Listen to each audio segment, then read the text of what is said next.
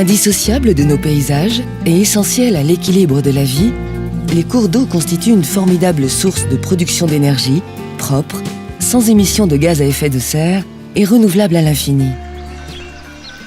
Parfaitement intégrée aux autres usages de l'eau et respectueuse des milieux naturels et de leur biodiversité, la production d'hydroélectricité prend sa source dans le cycle naturel de l'eau.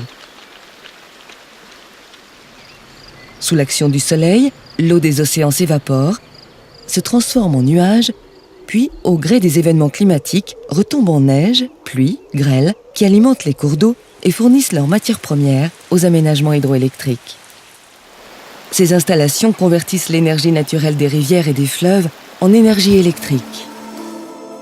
Une turbine, actionnée par la force de l'eau, entraîne un alternateur qui transforme l'énergie mécanique en électricité. Le type de centrale et la puissance électrique fournie sont fonction de la hauteur de chute et du débit. Le volume du réservoir détermine quant à lui la capacité de la centrale à produire beaucoup en très peu de temps. En altitude, les centrales de haute chute fonctionnent avec un faible débit et une importante dénivellation. L'eau stockée dans un lac artificiel ou naturel est amenée à grande vitesse par une conduite jusqu'à la centrale située en contrebas. Après avoir été turbinée, l'eau retourne au milieu naturel sans altération et l'électricité produite, une fois sa tension adaptée, rejoint le réseau de transport, puis celui de distribution.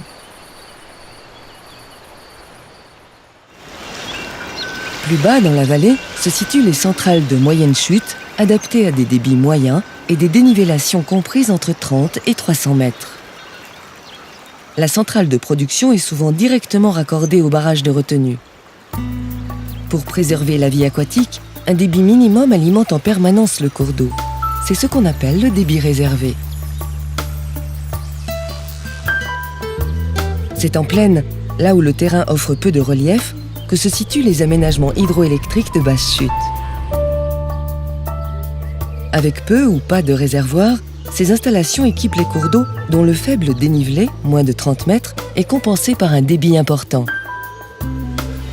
Le barrage, situé à l'amont, crée une petite hauteur de chute, dérive l'eau et gère l'abondance des débits. Pour valoriser en électricité le débit réservé restitué aux cours d'eau naturels, il est possible d'équiper le barrage d'une petite centrale hydroélectrique.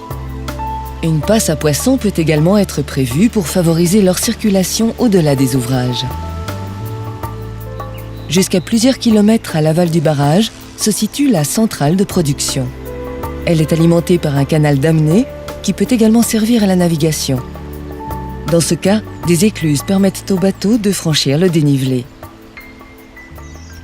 Certains d'entre eux poursuivront leur route jusqu'à la mer, dont l'évaporation servira, selon un cycle sans cesse renouvelé, à alimenter les cours d'eau et à produire de l'hydroélectricité.